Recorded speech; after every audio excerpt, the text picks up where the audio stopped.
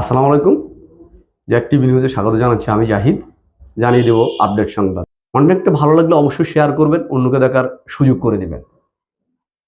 যারা এখনো নতুন অবশ্যই চ্যানেলটি সাবস্ক্রাইব করবেন, যারা করেছেন তাদের জন্য রয়েছে শুভেচ্ছা অভিনন্দন। আপনারা জানেন আগামী 12 ফেব্রুয়ারি জাতীয় সংসদ নির্বাচন পূর্ব মুহূর্তে আজকে যে কোকো স্মৃতি টুর্নামেন্ট আপনারা দিয়েছেন।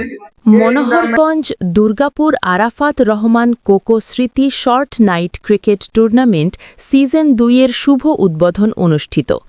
গতকাল বৃহস্পতিবার 15 জানুয়ারি রাত 8টায় দুর্গাপুর ফকিরবাড়ি সংলগ্ন মাঠে উদ্বোধন অনুষ্ঠানে প্রধান অতিথি হিসাবে উপস্থিত ছিলেন উপজেলা বিএনপির সাংগঠনিক সম্পাদক মাসুদুল আলম বাচ্চু।